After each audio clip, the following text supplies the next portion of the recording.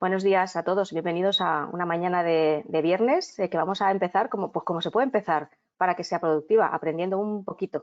Lo vamos a hacer de la mano de Everis y su centro de excelencia de agilidad.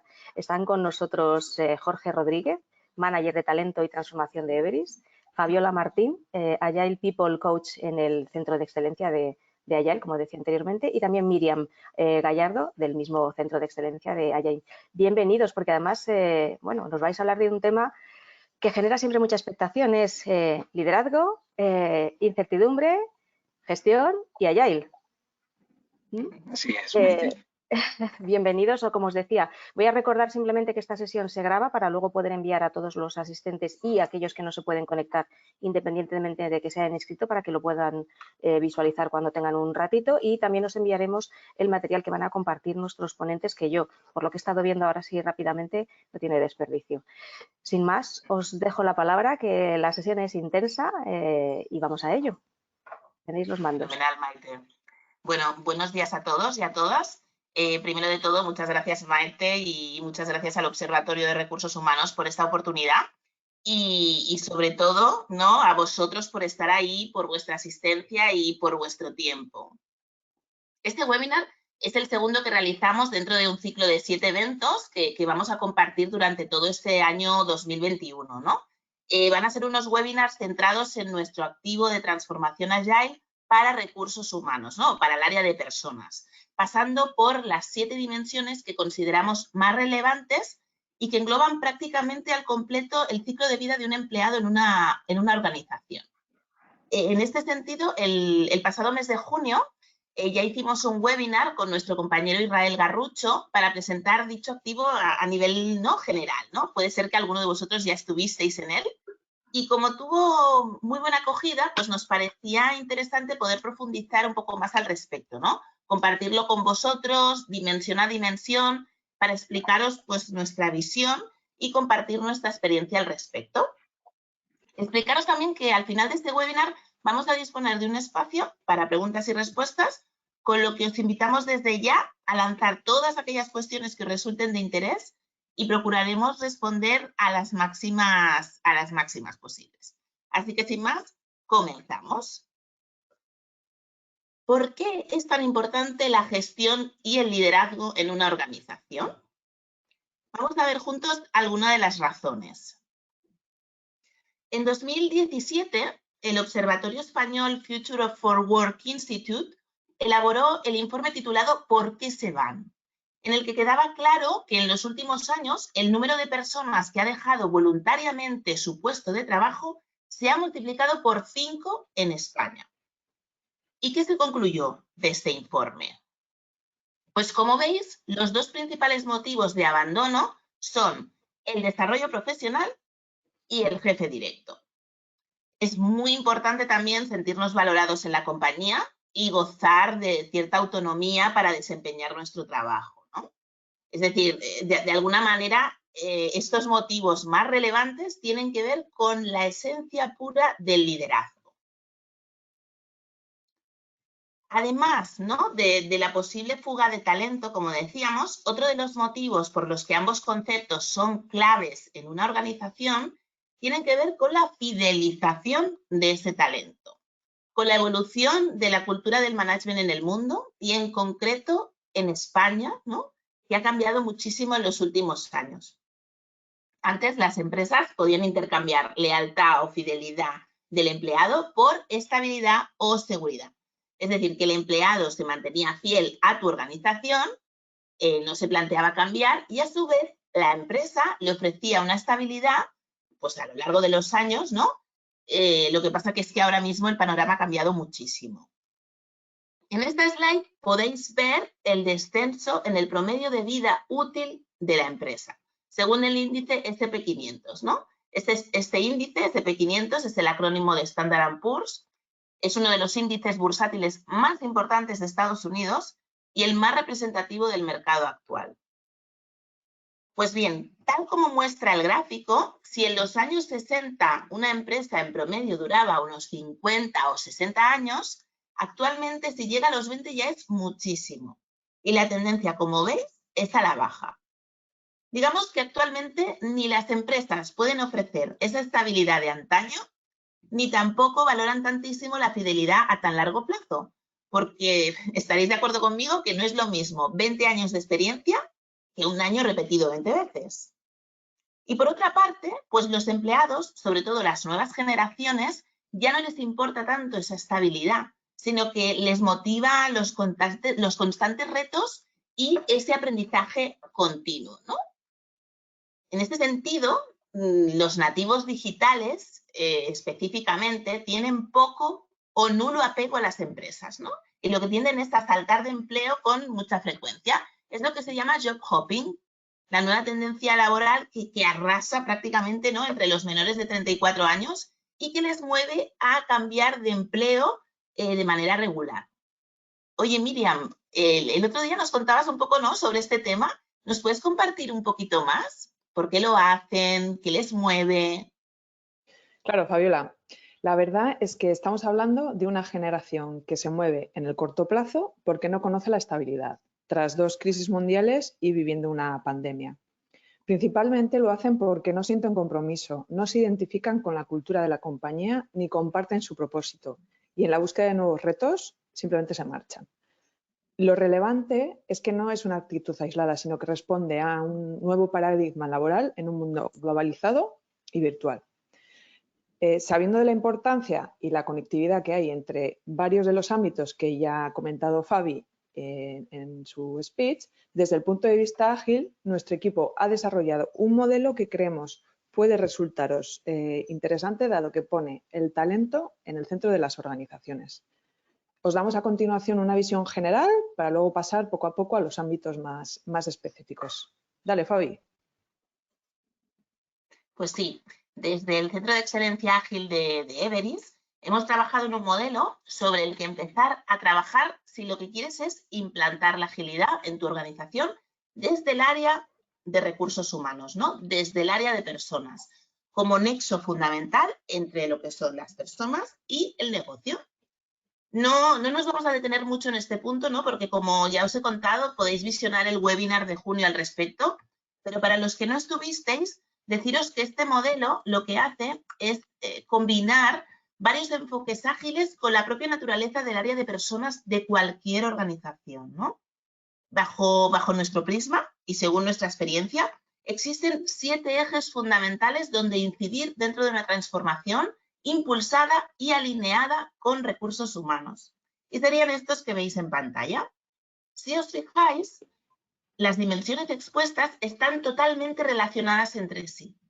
Tanto es así, ¿no?, que hablamos de este modelo como orgánico, en el que si buscamos una analogía podríamos decir que se trata de un ser vivo. Si consideramos cada una de las dimensiones como un órgano, pues incidir en un órgano directamente impacta sobre otros, por lo que es indispensable que en base a la organización, con independencia de a cuál podamos darle mayor relevancia, pues no ha de trabajarse de manera aislada, ¿no? Pues todos, como os digo, impactan entre todos y están interrelacionados. Y a lo largo de los diferentes webinars que vamos a hacer, os iremos compartiendo más información acerca del modelo y de cómo todas las dimensiones expuestas, ¿no?, tienen esa interrelación. Y en el webinar de hoy estamos profundizando en esta dimensión, Management and Leadership, que tiene que ver con el tipo de liderazgo y de gestión que debemos impulsar si queremos que nuestra organización adopte buenas prácticas ágiles, que fomente más que nunca el desarrollo y la evolución de sus profesionales y que sea todavía más resiliente y adaptativa a los cambios del entorno. Y como podéis ver, linka directamente con la que tocamos en el evento anterior, la motivación y el compromiso en las organizaciones. Una persona motivada es más productiva, está más ilusionada, más comprometida, ¿sí? Aunque está claro que sí que es verdad, ¿no?, que existen diferentes factores, tanto intrínsecos como extrínsecos, que impactan directamente, ¿no?, en el grado de motivación y de compromiso de los empleados en una compañía. Pero es innegable, ¿no?, que el trato recibido por nuestros líderes es en muchos casos determinante. Por todo ello, ¿no?, es tan importante un adecuado desarrollo de la gestión y del liderazgo en una compañía, reforzando una cultura que fomente un clima favorable, que las personas estén a gusto, que puedan ser creativas, estar más motivadas, ¿no? Y al final formar mejores equipos de trabajo. Y a su vez, las áreas de recursos humanos debéis impulsar todas aquellas iniciativas que promuevan pues, un estilo de liderazgo de servicio, que sea capaz de adaptarse a cada situación, ¿no? Y principalmente al entorno cambiante en el que nos encontramos. Y bien, con el objetivo un poco, ¿no?, de tener en mente todos lo mismo y alinearnos, ahora Miriam nos va a compartir qué entendemos nosotros por management and leadership. ¿Nos cuentas, Miriam? Lo cierto es que liderazgo y management, Fabi, son dos palabras que se encuentran dentro del ámbito de las organizaciones y que a menudo, a pesar de ser distintas, se acaban usando de forma indistinta. Son diferentes, pero también complementarias. Y quizás donde más se observa esa diferencia es en el enfoque de cada una de ellas, que es lo que os queremos mostrar en la slide. A grandes rasgos, management tiene que ver con planificar, organizar y coordinar tareas. Y en cambio, cuando hablamos de liderazgo, ponemos la mirada más en la visión y en aspectos como motivar, mentorizar o inspirar. En el liderazgo la actitud es fundamental, viene de dentro y es algo que no se puede inventar, aunque sabemos que se puede entrenar y se puede mejorar. Está claro que en la práctica no se da una separación tan tajante entre ambos perfiles, encontrándonos con managers con unos rasgos muy marcados de liderazgo y al contrario. Como en muchos otros casos, la clave está en el equilibrio, en el balance. ¿Verdad, Jorge? Así es, Miriam. Hola a todos. Gracias por compartir con nosotros este webinar. Pues efectivamente, para explicar la aproximación entre ambos conceptos de Management and Leadership, voy a relacionarlo con las funciones del líder. Todo líder tiene dos tipos de funciones técnicas y funciones de estilo. Las funciones técnicas tienen que ver, como comentaba Miriam, con integrar, evaluar, planificar, asignar objetivos, formar, controlar desviaciones. Todo esto son funciones que tiene que hacer el líder. Y son funciones que se apalancan en los procesos y en las tareas, en el ámbito del management. Y las funciones de estilo tienen que ver con liderar, empoderar, comunicar y motivar. Estas funciones marcan la diferencia, se apalancan en el liderazgo. Liderar es comunicar. Dime cómo comunicas y te diré cómo lideras, ¿no? Todos los procesos de liderazgo requieren de comunicación. El liderazgo se aterriza en la comunicación. O sea, cuando acogemos un nuevo colaborador, cuando estamos motivando al equipo, cuando estamos resolviendo, tenemos que gestionar algún conflicto, cuando alineamos al equipo con los objetivos o el propósito, cuando estamos desarrollando los colaboradores a través del feedback, el consenso con el colaborador para llevar a cabo y definir un plan de acción. Todo es comunicación. De ahí la importancia del leadership, ¿no? Como decía hace poco también en un post nuestra directora de personas, Flora García, en estos tiempos de pandemia, fijaos, la comunicación adquiere aún una dimensión mayor. O sea, se hace más importante conectar con la otra persona. Más allá de comunicar, conectar, la conexión personal, llegar a la gente de igual a igual, independientemente de la categoría, poner en práctica la escucha activa, ¿no? Escuchando de verdad, preocupándonos por los demás. Y, por supuesto, para mí muy importante, o sea, la capacidad que tiene el líder de generar entusiasmo en las personas del equipo, ¿no? En definitiva, foco en las funciones de estilo, foco en las personas, para efectivamente conseguir resultados a través del equipo, ¿no? Que es función principal del líder. Y recursos humanos, así es como estamos comentando, tiene que ser un facilitador para el equilibrio de estos dos ámbitos en la organización. Creemos que hoy en día hay mucho camino todavía por ayudar a recorrer en el ámbito del liderazgo por parte del área de People y Recursos Humanos. Y es en ello donde a partir de ahora vamos a poner un mayor foco. Así que cuéntanos, Miriam, Fabi. En relación a las diferentes formas de liderar, sabemos que existen muchos y muy diferentes modelos de liderazgo. Y aunque no vamos a abrir un debate, sí que queremos centrarnos en tres visiones. Liderazgo centrado en haz lo que yo te digo, es decir, unos dan órdenes y los demás obedecen. Visión de thinkers y doers, más taylorista. La segunda, un liderazgo centrado en los resultados. Hazlo como tú quieras, pero según los resultados que obtengas, obtendrás a su vez recompensa o reprimenda. Y por último, el liderazgo centrado en la colaboración, liderazgo compartido o también llamado liderazgo ágil, basado en la premisa de un liderazgo de servicio y que en este caso concreto exige un cambio muy grande de paradigma. Desde este último, desde el modelo de liderazgo de servicio o ágil, se plantea un modelo en el que la pirámide es invertida y el líder está en la base. Y la esencia de su rol pasa a ser el facilitador de procesos. Está allí para servir a sus equipos, apoyando a que los objetivos se alcancen. Y los colaboradores dejan de ser la parte baja del sistema y pasan a ser protagonistas y responsables de la gestión. Quizás lo más importante es que se delega en ellos la función, la autoridad y la responsabilidad, con lo cual el líder pasa a ser un guía, un mentor, un facilitador y un desarrollador de equipos. Efectivamente, además, en función de la situación, Miriam, se puede dar un tipo de liderazgo u otro, o sea, pero lo que debe ser común a cualquier tipo de liderazgo es la motivación que el líder ejerce sobre el equipo, ¿no?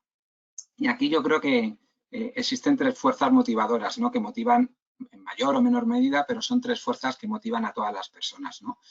El anhelo de contribuir a algo más grande. O sea, a la gente no le motiva que le des órdenes. A la gente lo que le motiva es sentirse partícipes de algo, ¿no?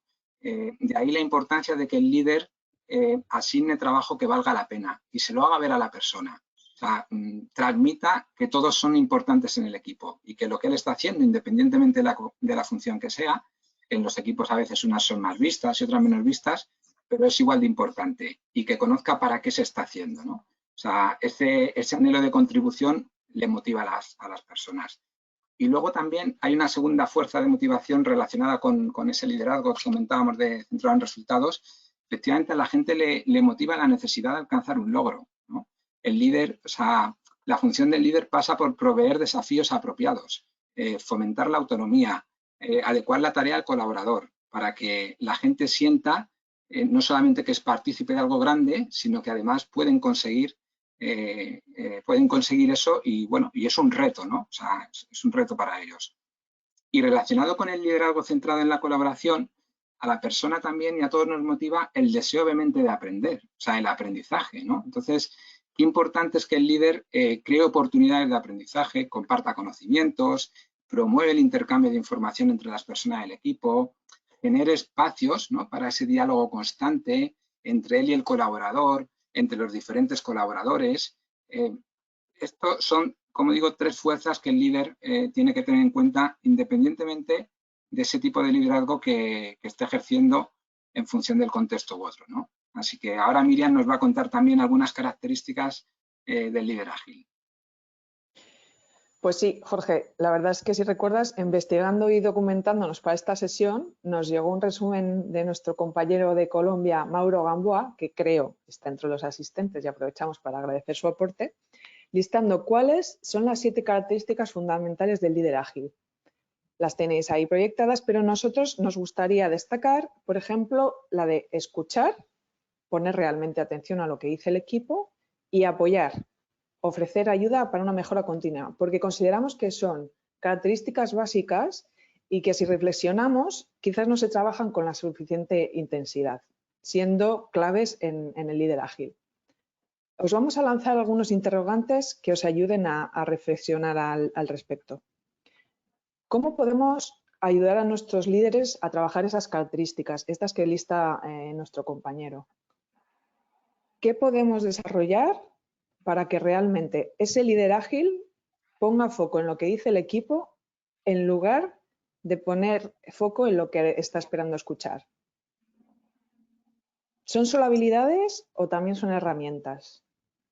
Y el tiempo disponible para ello. ¿Dotamos a nuestros líderes de tiempo y habilidades tanto para la mejora continua propia como para la de los equipos? En torno a estas 7 características específicas, podemos destacar además algunas actividades globales claves para que ese liderazgo sea realmente ágil. El líder ágil tiene como objetivo un propósito claro y comparte siempre la misión.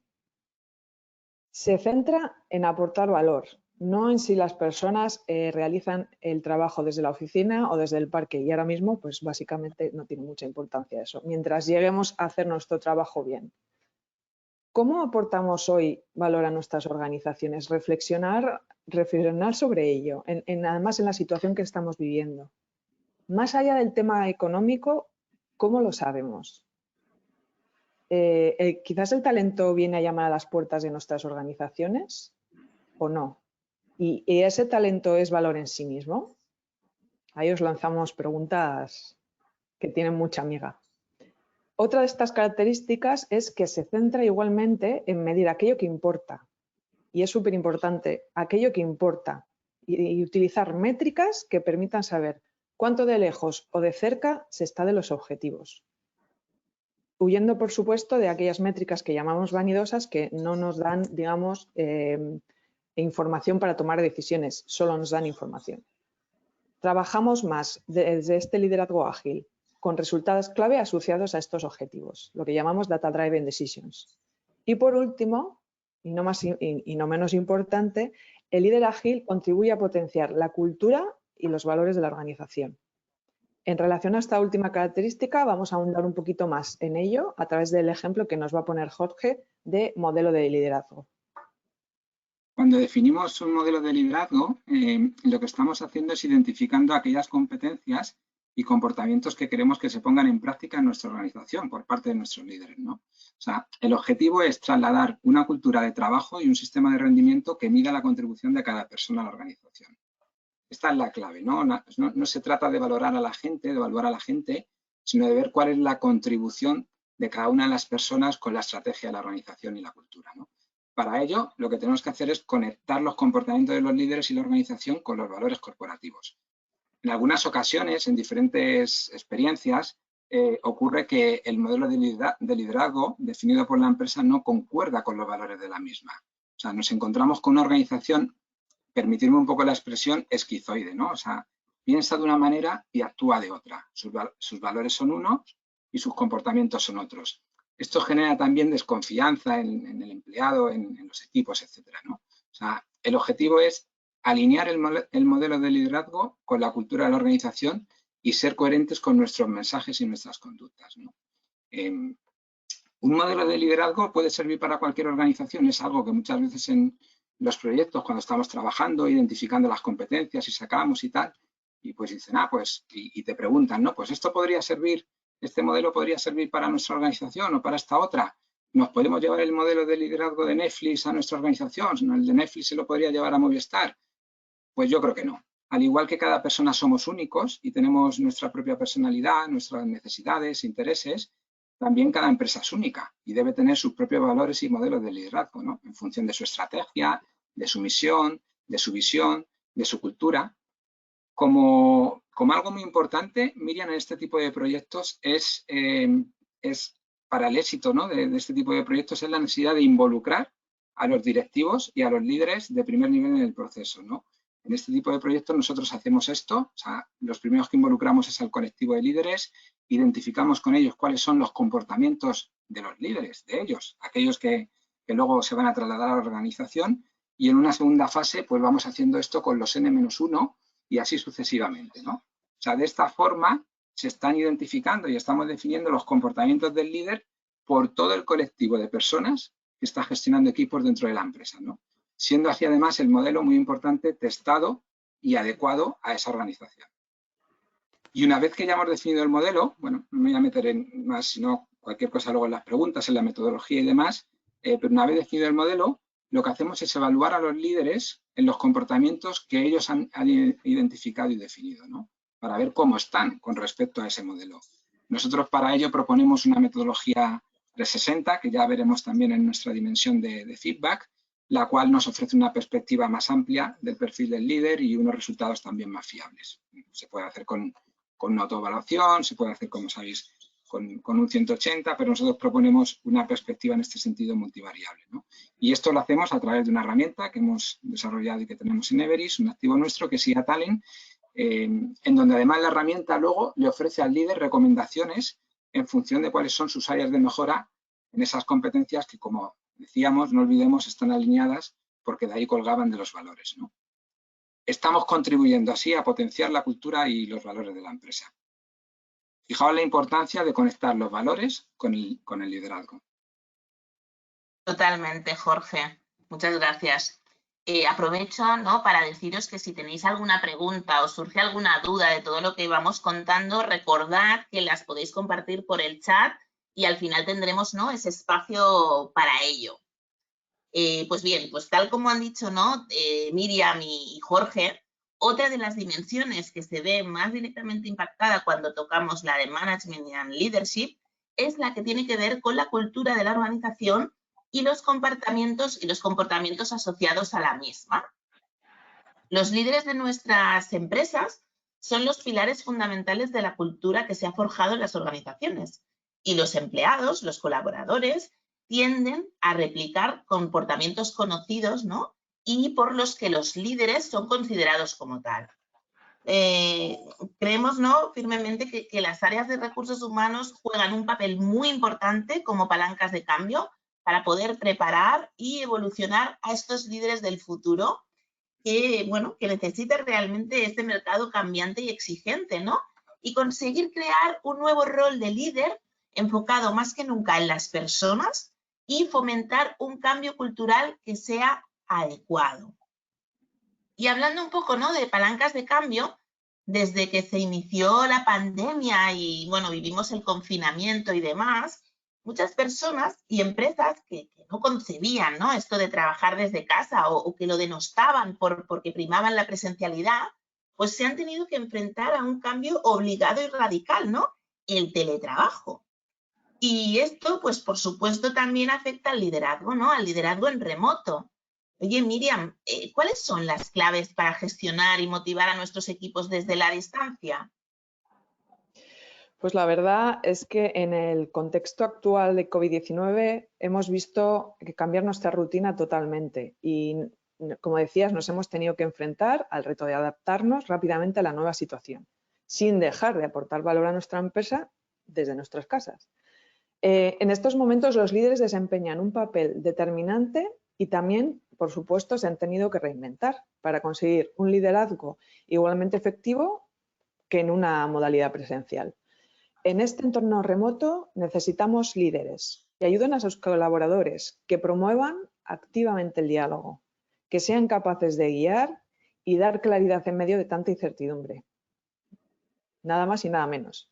Y también sepan reconocer los esfuerzos de estas situaciones difíciles para todos, siendo más que nunca, como decíamos, un ejemplo a seguir. Para ello, como líderes, en estos momentos han de enfocarse especialmente en lo que llamamos las 5 Cs: confianza, colaboración, comunicación, contribución y celebración. Lo primero y más importante, trabajar desde la confianza. Solo así puede funcionar el trabajo en remoto, no hay otra forma. Confiar en que las personas están dando su máximo en estos momentos y dadas las circunstancias excepcionales. Segundo, fomentar la colaboración, reforzar el sentimiento de pertenencia y la contribución a un propósito mayor, acordados de ese propósito de liderazgo ágil. Comunicarse más y mejor. Recordemos lo que nos comentaba Jorge: dime cómo comunicas y te diré cómo lideras. Reconocer tanto las contribuciones del equipo como las individuales y no olvidarse nunca de dar espacio al optimismo en relación a la celebración de éxitos. Hay gente que añade una sexta C, que es el compromiso, aunque realmente cuando se dan las 5 anteriores aparece el compromiso de forma natural. Además, los líderes actuales han tenido que desarrollar a marchas forzadas una serie de skills y competencias para seguir llegando a sus equipos con la misma cercanía y generando la misma seguridad que conseguían en una modalidad presencial, para intentar minimizar además el impacto en sus iniciativas e intentar conseguir el mismo grado de éxito que tenían antes de la pandemia. O sea, muchísimas cosas. Hablamos de soft skills como empatía o escucha activa, o de nuevas competencias más relacionadas, por ejemplo, con las herramientas virtuales, los entornos colaborativos, los espacios en la nube, etcétera, etcétera. Jorge, para fomentar estas nuevas competencias, tú has participado en un autodiagnóstico digital para que los empleados sepan dónde poner foco y conseguir mejorar y ser así también más resilientes. ¿Nos lo explicas un poco más, por favor? Así es, sí, sí, pues os lo cuento, Miriam, efectivamente. Lo primero decir que esto de la digitalización no va solo de aprender a manejar nuevas herramientas, ni tampoco afecta solamente a perfiles técnicos, ¿no? No podemos pensar, o sea, hay personas que piensan que lo de la digitalización es para los perfiles técnicos, perfiles informáticos. No es así, ¿no? Al igual que cuando nació la escritura, esto era un medio de comunicación, un medio de relación y no era solamente para los escritores, ¿no? Teníamos que escribir todos. Bueno, pues esto de la digitalización nos afecta a todos, ¿no? Estamos ante un cambio de entorno en el que han aparecido nuevas formas de trabajo, en el que sobre todo, como decía, ha cambiado la forma de relacionarnos con mayor, si cabe, como estamos diciendo, pronunciación ahora en tiempos de pandemia. Y esto lo que nos obliga es a adaptar nuestros comportamientos a este nuevo entorno digital, ¿no? ¿Cómo incorporar la digitalización en los modelos de competencia y liderazgo, ¿no? Algunas empresas nos preguntan, ¿pero tenemos que definir unas competencias digitales y añadirlas al diccionario de competencias que ya tenemos? O nos preguntan también, ¿tenemos que tener 2 diccionarios de competencias? Desde nuestro punto de vista, o sea, lo que tenemos que hacer es redefinir nuestras competencias e integrar estos comportamientos digitales en un nuevo modelo de liderazgo. Porque, como decimos, hemos pasado de un modelo de liderazgo a un modelo de relaciones y en este entorno digital y de transformación digital. Pero me preguntaba, Miriam, por el tema del autodiagnóstico. Efectivamente, o sea, nosotros llevamos a cabo proyectos en el que la pregunta es, lo que le trasladamos a la organización es cómo eres de digital, ¿no? ¿Cómo es tu gente de digital? ¿Cuál es el nivel de madurez digital de tu organización para asegurar su adaptación al nuevo entorno? Y en este sentido, desde Everis hemos desarrollado una web app, ¿vale? Digital Leadership Assessment, con el fin de realizar una evaluación de conocimientos, actitudes y aptitudes digitales que permita conocer acerca de cada líder cuáles son sus competencias digitales predominantes en base a una serie de arquetipos definidos, ¿no? Predefinidos. Para ello lo que hacemos es, pues bueno, hemos definido un modelo de competencias, está basado en el estándar europeo DISCOM, ¿vale? Con ciertas diferencias y una evolución mayor, porque bueno, el DISCOM llega a toda la población y en este sentido, pues con una perspectiva más de negocio. Y lo que hacemos es evaluar comportamientos relacionados con competencias como el análisis de la cultura del dato, ¿no? Tan importante para el líder, la comunicación y la colaboración. Comunicación y colaboración ya había antes, sí, claro, pero ahora en este nuevo entorno, con las nuevas herramientas, con la nueva digitalización, competencias como la innovación, ¿no? Como la ciberseguridad, como la agilidad. Bueno, pues estas son competencias que nosotros evaluamos en este autodiagnóstico, ¿no? El modelo lo podemos adaptar a cada empresa, tenemos un modelo estandarizado y validado, pero este modelo se puede adaptar a cada empresa en función de su casuística y organización. No todas las organizaciones, como decíamos, son iguales y, bueno, pues adaptamos ese assessment, ese cuestionario, esas preguntas a lo que sea la casuística de la organización, ¿no? Y para ello, previamente, pues hacemos workshop, donde utilizamos metodologías cualitativas como TGN para identificar conductas de éxito y donde también utilizamos metodologías cuantitativas como Delphi para ponderar y priorizar comportamientos, competencias. En definitiva, lo que hacemos es sacar el modelo de comportamientos digitales de la organización y adaptar ese assessment, ¿no? Tras la realización del assessment, o sea, ¿cuáles son los resultados? O el líder y la empresa con más datos todavía, lo que recibe es un informe de cuál es su arquetipo digital en base a la competencia digital predominante, ¿no?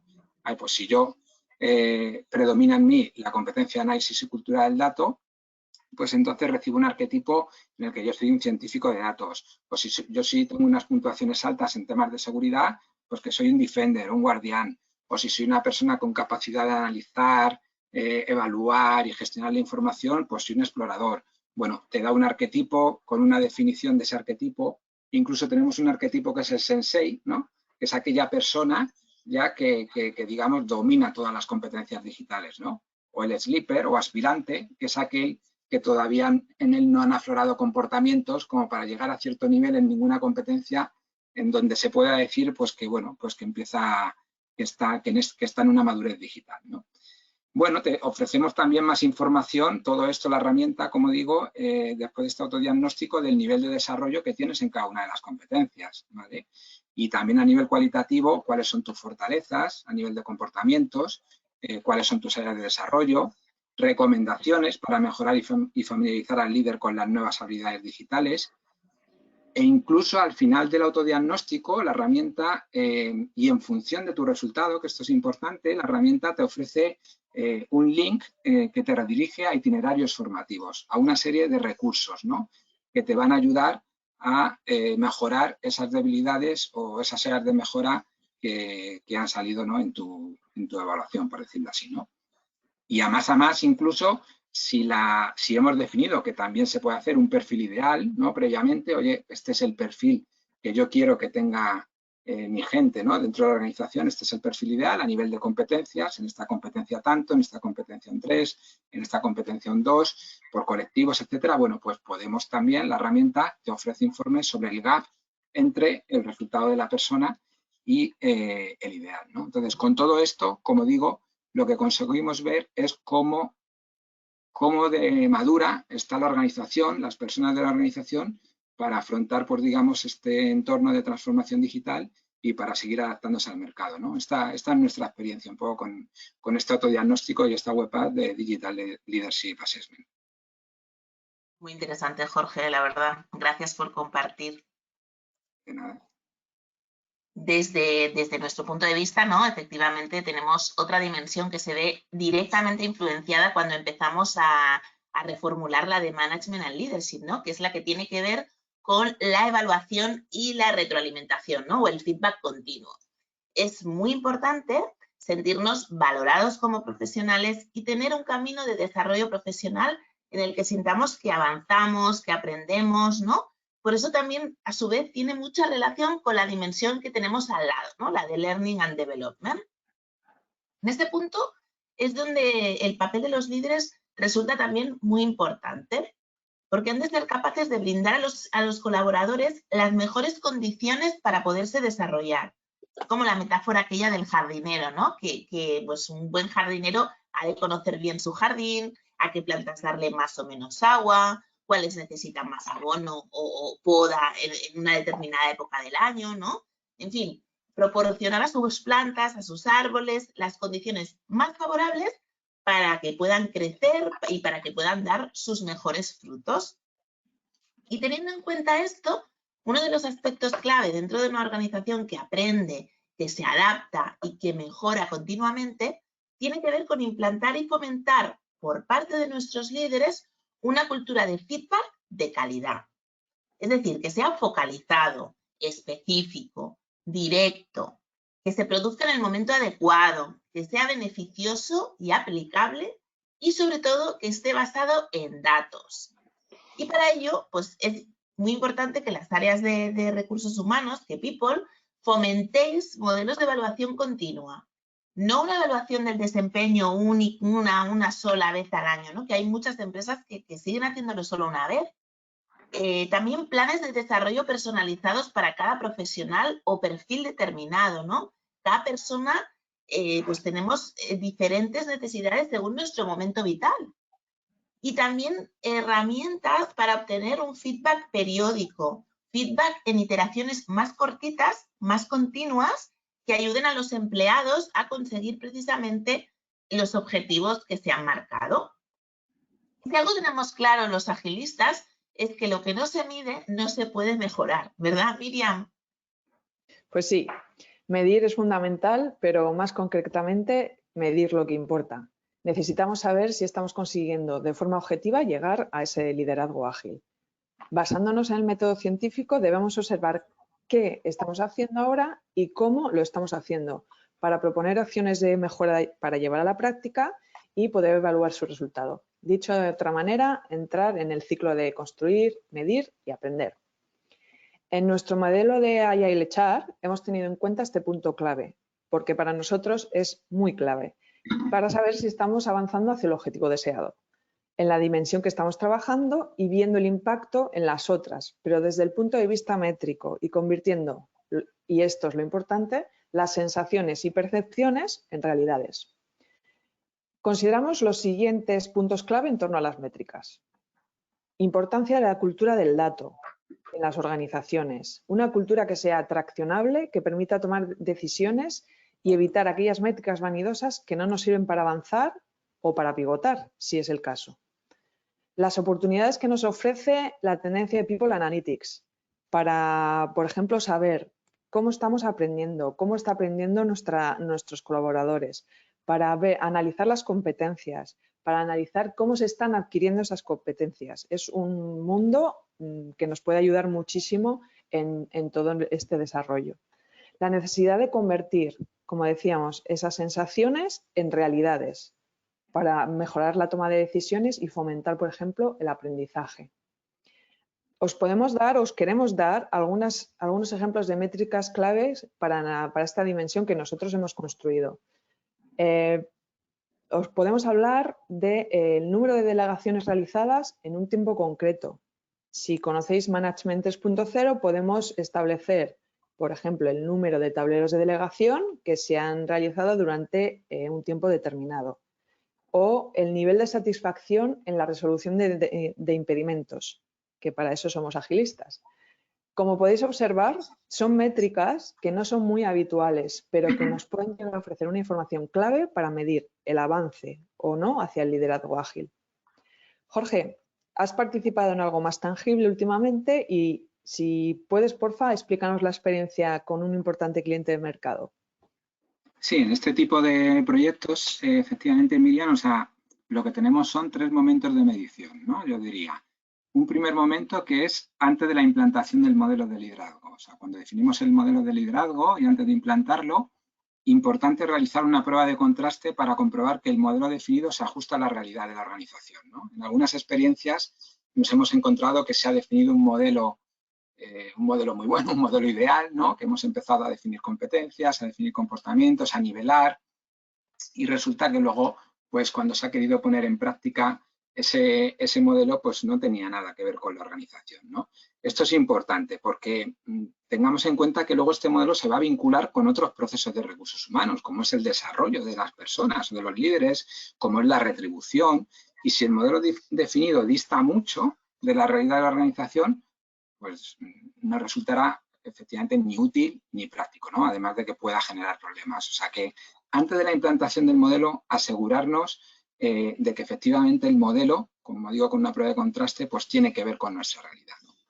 Un segundo momento en el que también utilizamos métricas y de medición es durante la implantación, ¿no? O sea, cuando todo modelo de liderazgo, una vez definido, hay que implantarlo y para implantarlo hay que hacer un plan de transferencia, ¿no? Y en este caso evaluamos y medimos ese plan de transferencia bajo 4 indicadores. El indicador de la satisfacción, o sea, cómo está recibiendo las personas, cómo de satisfecha está la organización con ese plan de formación y entrenamiento que se está realizando para transferir ese modelo de liderazgo. El indicador del conocimiento, cómo está calando el nuevo modelo a nivel de conocimiento. Estamos siendo capaz de trasladar a las personas de la organización qué es el modelo de liderazgo, cuál es su rol, cuál es el papel de cada persona. Luego la transferencia al puesto de trabajo, también muy importante, cómo esa aplicabilidad, ¿no?, del modelo al puesto, y el retorno de la inversión en base a KPI de productividad, de resultados, de incremento de calidad, etcétera, etcétera. O sea, es importante ese plan de transferencia y evaluar también ese plan de transferencia. Y luego, una vez que esto ya está implantado, que ya son las medidas posteriores y demás, lo que tenemos que hacer es evaluar a los líderes, evaluar a las personas, ver cuál es, como decíamos, esa contribución en las competencias y demás, ¿no? Y aquí, pues ya conocemos todos, podemos evaluarles bajo un sistema de PO, de dirección por objetivos, bajo un sistema SET, de evaluación de desempeño por competencias, bajo los 2 sistemas también en muchos casos, o sea que podemos evaluarlos con objetivos, por competencias, estableciendo un peso a cada uno, ¿no?, en función un poco de para qué se quiere el modelo. Oye, yo lo voy a vincular más con desarrollo y con cultura, pues tendrás que dar a lo mejor un peso mayor en este sentido al desempeño competencial, o yo lo voy a vincular más a resultados, para la retribución, para tal, pues a lo mejor hay que dar un peso mayor a los objetivos, pero bueno, el caso es que se pueden combinar ambas medidas. Y también muy interesante, y en estos momentos, pues evaluar también el potencial de los líderes, ¿no? Tenemos el desempeño, podemos evaluar el potencial y, bueno, pues esto nos lo llevamos a una Name Box, como sabemos, para tener un poco pues segmentados a nuestros líderes y a partir de ahí trabajar con ellos con planes de formación personalizados y demás. Esto del potencial es muy importante, ¿no? Hace poco hicimos un proyecto en el que la empresa estaba en en una transformación importante y querían ver si estos líderes que iban a estar al mando de la transformación pues realmente iban a ser promotores del cambio, ¿no? Porque muchas veces ponemos ahí a personas que llevan 20 años como líderes trabajando de una forma diferente, el cambio a veces no se produce y en algunas ocasiones tiene que ver por esto, ¿no? Entonces, evaluamos en ese sentido el potencial de los líderes y vimos cosas curiosas, ¿no? Porque vimos efectivamente cómo hay muy buenos líderes con competencias fijadas como el compromiso, por ejemplo, o competencias técnicas con un nivel alto, o sea, son personas comprometidas, con un nivel de conocimiento alto y demás, pero luego esa competencia más de transformación vimos cómo tienen niveles más bajos en la adaptabilidad al cambio, en la orientación a retos. Entonces, importante también medir esto en este tipo de situaciones como la actual para ver a quién ponemos a liderar, ¿no? Y como lección aprendida un poco y por concluir, es importante que cuando definamos el modelo de liderazgo, o sea, seamos capaces de aterrizar las competencias en comportamientos observables y en niveles o nivelar esos comportamientos, ¿no? Para poder realizar luego lo que es un seguimiento preciso y exhaustivo de la evolución de los líderes y su evolución a nivel competencial y cuál es su adecuación al modelo, ¿no?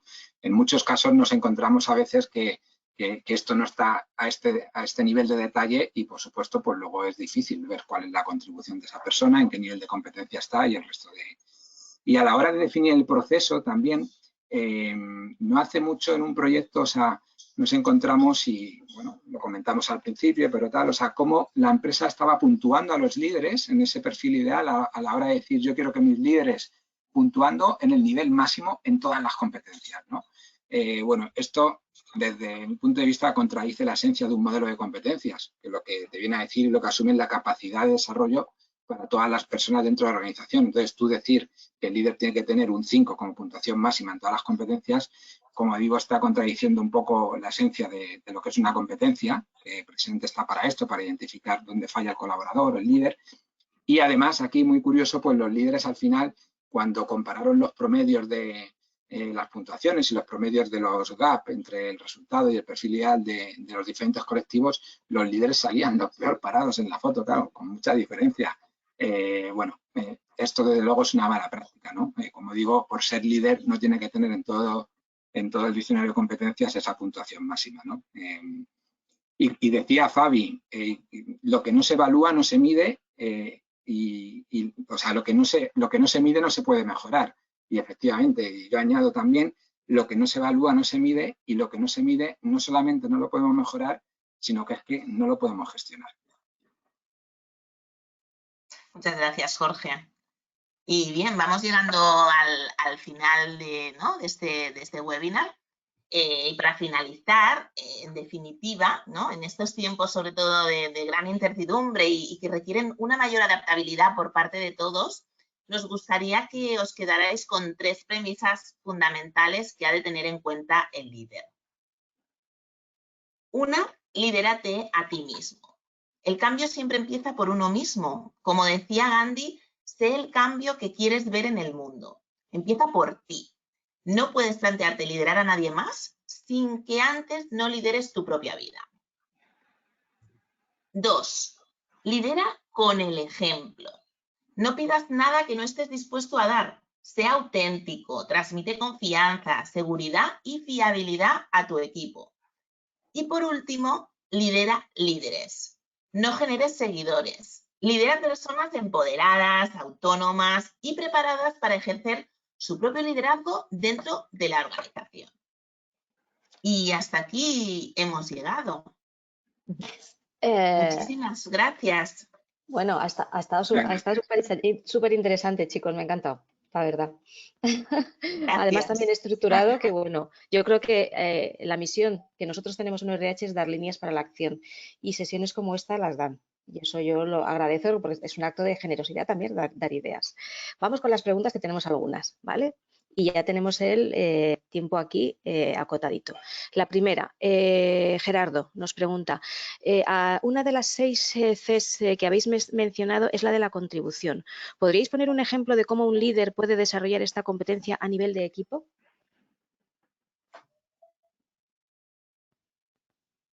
¿Quién se anima? Bueno, pues la contribución, hablábamos de la contribución a un propósito mayor, ¿no? ¿Cómo un líder puede incidir aquí? Primeramente, teniendo clara un poco, ¿no? Teniendo clara la visión y la misión. Y no solo teniéndola clara, sino sabiéndola compartir con ese equipo, ¿no? En el momento en el que el líder, a través de esa comunicación que también hablábamos, ¿no? Y que recalcaba Jorge, comunica la visión, comparte la visión con el equipo, tenemos claro hacia dónde vamos, hacia dónde, ¿no? ¿Quiénes somos? ¿Hacia dónde vamos? ¿Qué pretendemos? ¿No? Si sabemos dónde vamos, es mucho más fácil que podamos contribuir a ese propósito que tenemos todos como equipo, ¿no? Entonces, principalmente, el líder tiene que poner foco ahí, ¿no? En saber qué tipo de equipo somos, quiénes somos y qué es lo que queremos conseguir, qué es lo que nos proponemos y saberlo transmitir al equipo, ¿no? Porque no solo es tenerlo en tu cabeza como líder, sino la esencia, como decíamos, del liderazgo se basa en la comunicación y saberlo transmitir al equipo y asegurarte que el equipo realmente está entendiendo, ¿no? Que tú te estás explicando lo suficientemente bien como para que el equipo lo entienda y así entre todos poder contribuir a este propósito que juntos nos hemos marcado. Eso es, Por Fabi. Y complementarlo, además, ay, perdona, Miriam. Nos peleamos ¿Quieres ahora. tirar tú? sí, lo que quería Simplemente. añadir es que la contribución a la que nos referíamos también va en el sentido contrario, es decir, que el líder contribuya a alinear el propósito que tiene las personas del equipo a un propósito común. Es decir, alineamos hacia la organización, alineamos hacia el equipo, pero también el líder contribuye alineando lo que las personas del equipo quieren con el resto de los propósitos, ¿no? Interesante apreciación. Y una contribución final del líder y clave, complementando lo que dicen Fabi y Miriam, es el desarrollar a sus colaboradores, ¿no? O sea, cómo contribuye un líder al equipo, o sea, haciendo que cada uno de las personas de su equipo consiga sus objetivos individuales, ¿no? Que esto es el propósito fundamental de un líder, junto con conseguir resultados a través de ellos, ¿no? O sea, que tiene que trabajar para que cada uno de ellos pues consiga sus objetivos para desarrollar a estos colaboradores. Y en una ocasión, como escuché a Javier Fernández Aguado, o sea, hacer que los colaboradores lleguen a ese lugar donde ellos ni siquiera se habrían imaginado, ¿no? Pues esa es la contribución del líder con respecto al equipo. Bueno, la contribución del líder al final también debe ser que incluso sus equipos lleguen a ser mejores que él. Ese es el mayor acto de generosidad que puede tener un líder y autenticidad, y no es tan habitual verlo. Jesús nos pregunta, no todo se tiene que medir, al menos no cuantitativamente. Nadie mide el efecto de una relación, por ejemplo, padres e hijos de manera cuantitativa, aunque sí cualitativamente mediante la observación. Y además se puede mejorar a través de la conversación. ¿Qué opináis como expertos de People sobre todo esto? La conversación, la medición.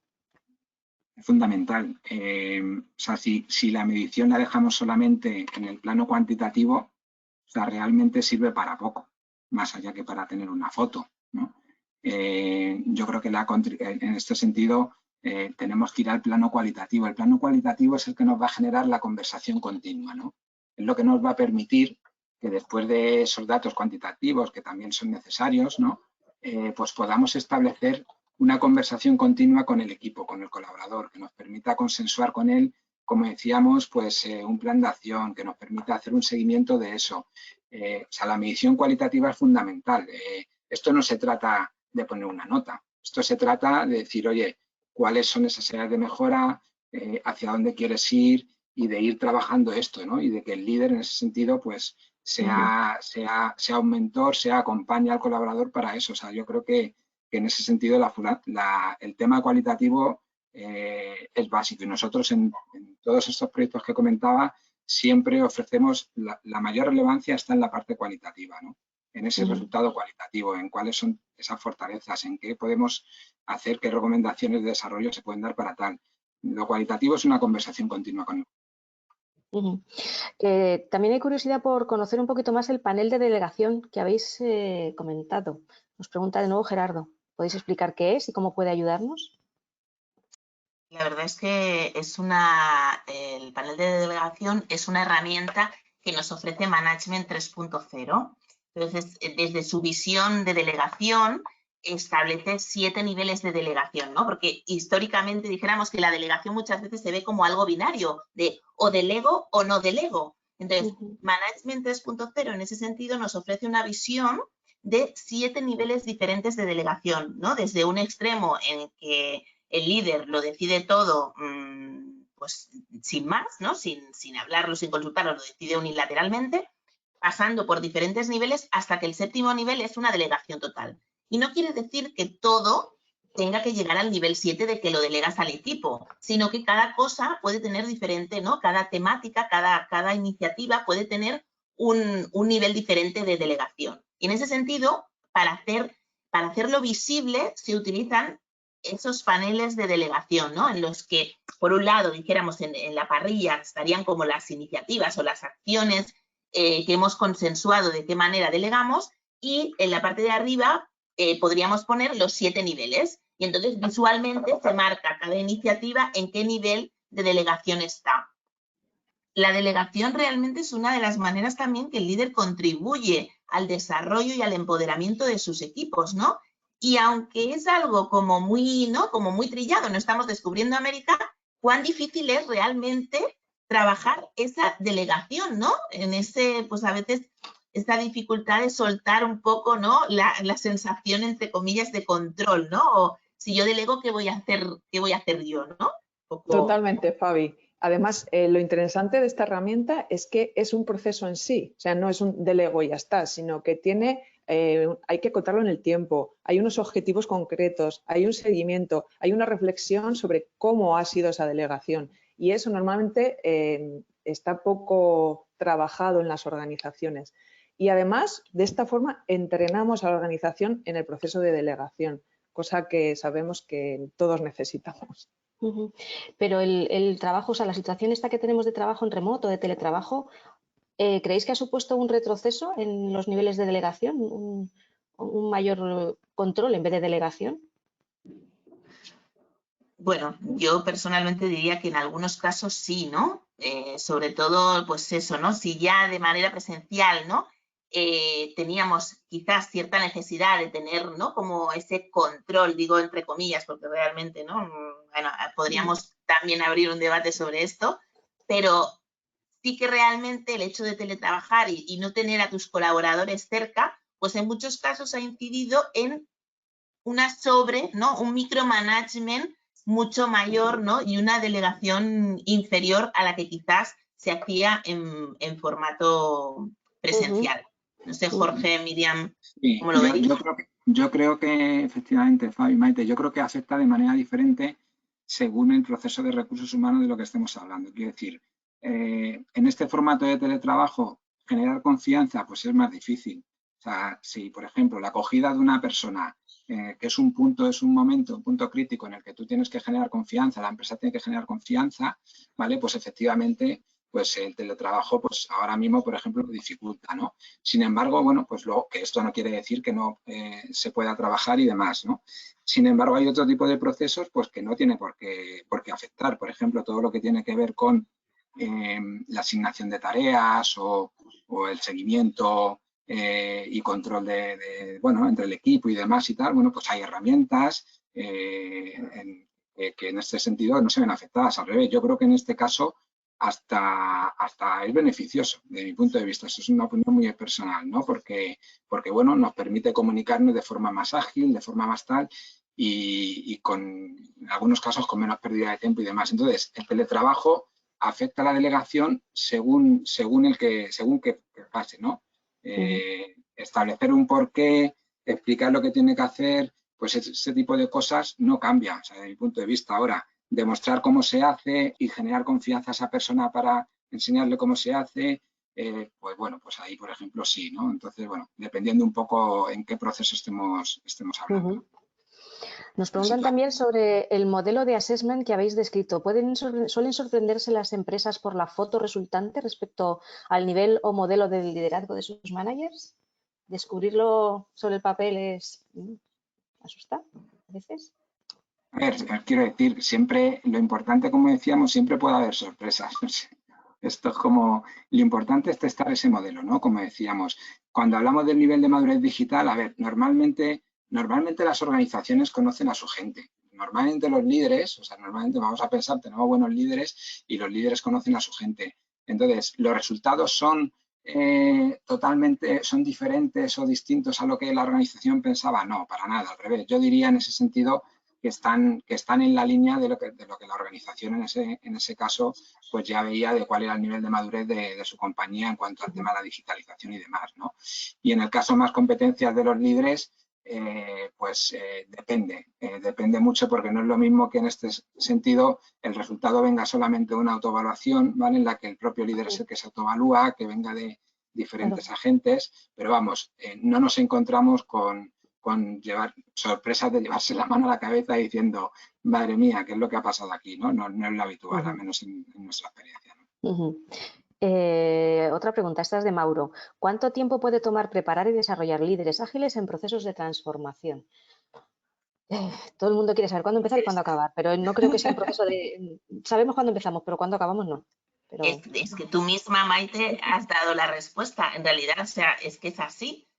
Los procesos de cambio son procesos y cuando nos estamos capacitando, nos estamos desarrollando, o sea, es increciendo y además diría que es un sinfín. O sea, que es un proceso que realmente no tiene, o sea, es iterativo, incremental y sin final, porque es como las personas mismas, que crecemos y nos desarrollamos y esto no tiene, ¿no? A no ser que dejemos de estar en este mundo, por decirlo de alguna forma, sino es un proceso constante. Yo no sabría realmente, o sea, me parece como muy osado decir 3 meses y 5 días, ostras, pues no lo veo. Pero para ayudar un poquito a Mauro, ¿cuándo se podrían empezar a ver resultados en ese proceso de acompañamiento y de ayuda?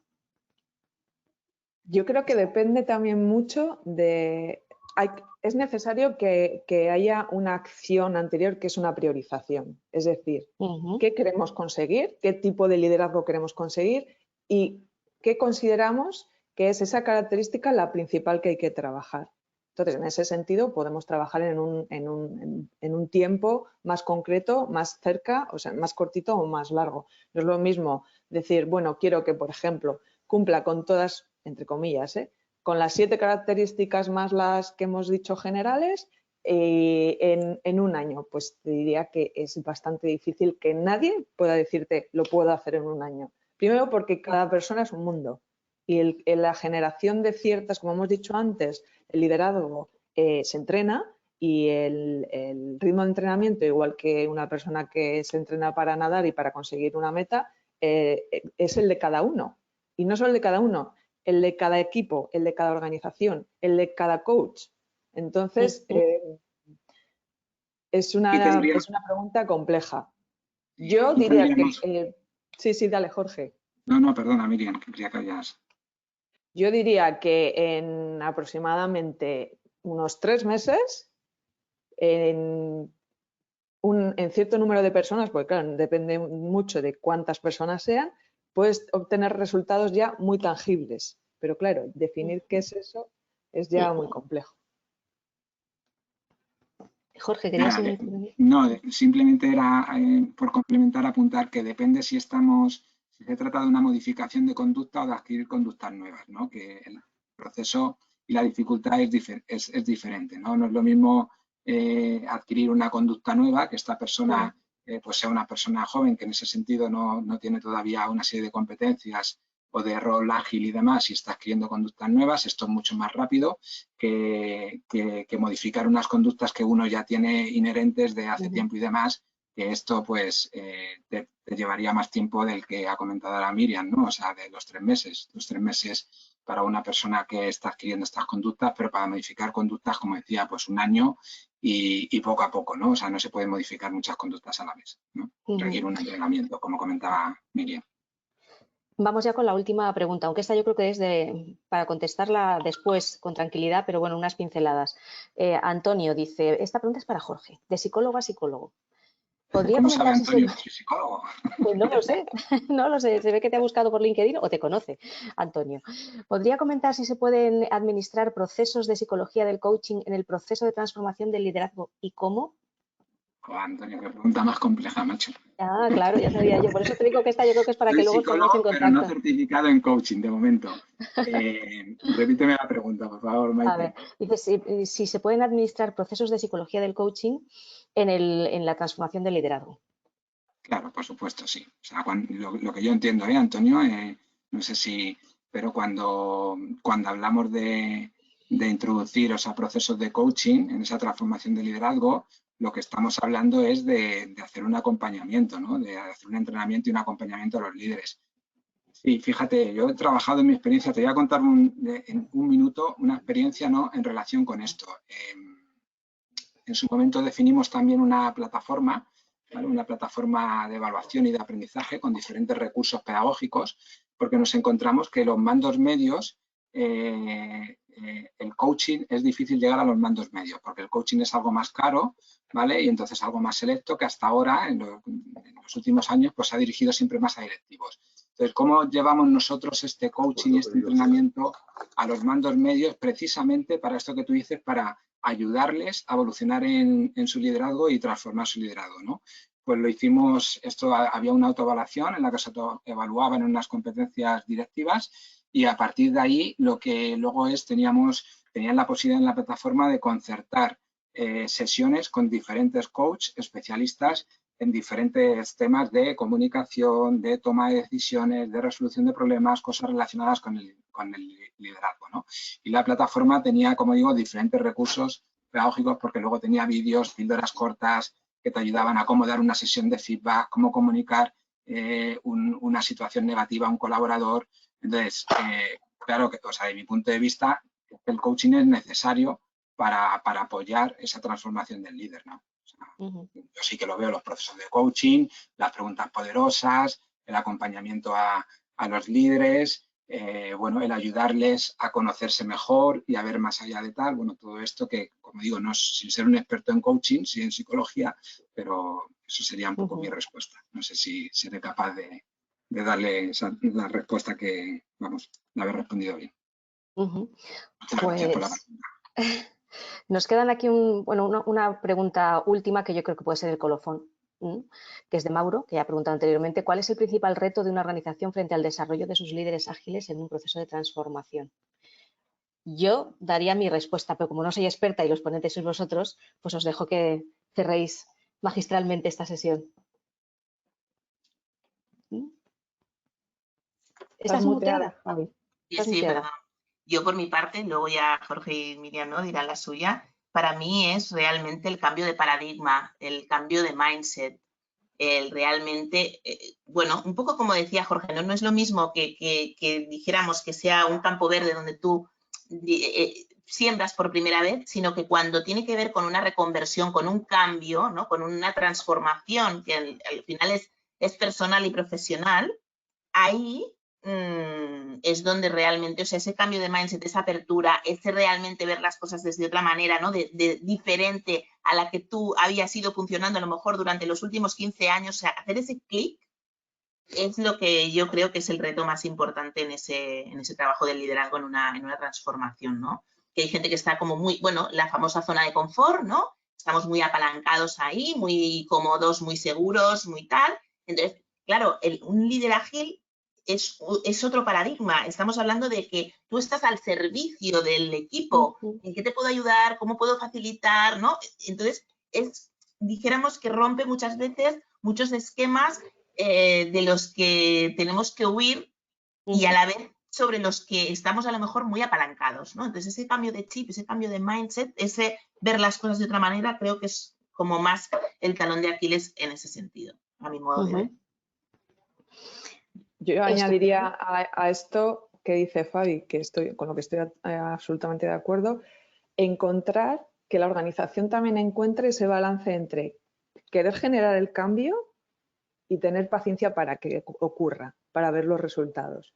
Porque lo que nos encontramos muchas veces es que hay muchas organizaciones que quieren correr mucho, generar el cambio muy rápido y no tienen la suficiente paciencia para ver cómo aflora ese cambio. Entonces, no deja, ¿no?, que ese cambio evolucione. Y creo que también es muy, muy importante esa parte del proceso. Me encanta lo que has dicho, porque una cosa es eso, es que estemos en momentos de cambio rápido y otra que estemos en momentos de, ¿cómo lo podría decir? Dicho a lo bruto, comer como pollo sin cabeza. El pollo tiene que tener la cabeza encima y tiene que correr, pero saber hacia dónde. Pues yo por mi parte, muchísimas gracias. Ha sido lo que os decía antes, una charla súper interesante con mucha información. Espero, bueno, ya estoy viendo a ver aquí los comentarios, que sí que lo ha sido para todos los que han asistido.